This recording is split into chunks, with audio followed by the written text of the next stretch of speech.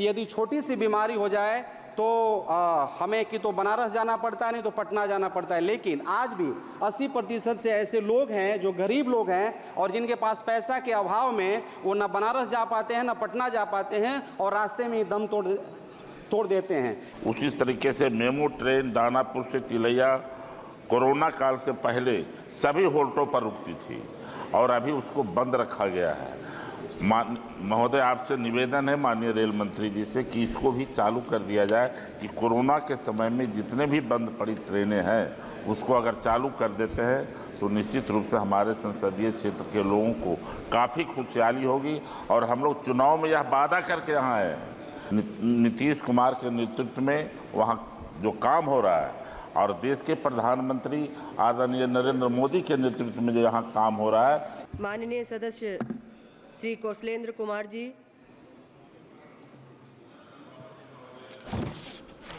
आपने सुनपहर में माननीय रेल मंत्री जी से आग्रह करना चाहता हूँ कि हमारे संसदीय क्षेत्र में Howrah Rajgir fast passenger train Rajgir से हावड़ा के लिए चलती थी, जो कोरोना काल में बंद कर दिया गया है। इस फास्ट पैसेंजर ट्रेन में बड़ी संख्या में लोग बौद्धिस्ट और जैन धर्मी अनुयायी तीर्थ यात्रा के लिए सैलानी आना जाना नालंदा करते थे। मेरे संसदीय क्षेत्र नालंदा, इसके आसपास की बड़ी संख्या श्रद्धालु ट्रेन से देवघर भी जाते थे और बाबा भोले का आज से ही सावन मेला शुरू हुआ है। मैं माननीय मंत्री जी से आग्रह करना चाहता हूँ कि ट्रेन संख्या 5343 जो राजगीर से कोलकाता के लिए चलती थी, इसको शुरू किया जाए। दूसरा है श्रमजीवी एक्सप्रेस का ठहराव कोविड के समय में सिलाव स्टेशन और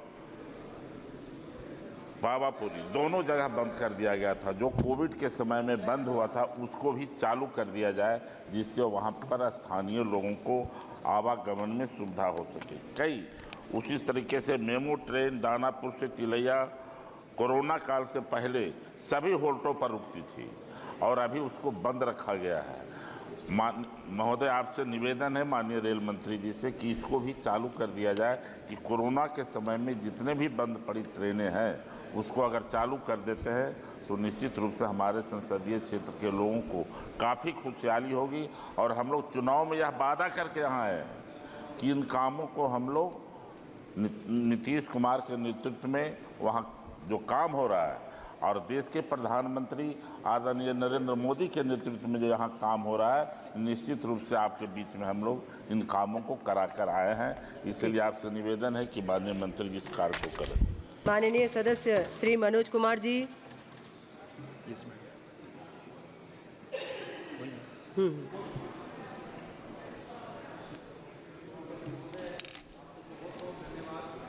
माइक चल कि आपने मुझे बोलने का मौका दिया और मैं धन्यवाद देना चाहता हूं। सासाराम पार्लियामेंट बिहार से मैं चुन करके आया हूं। वहां के जनता जो मेरे लिए भगवान हैं।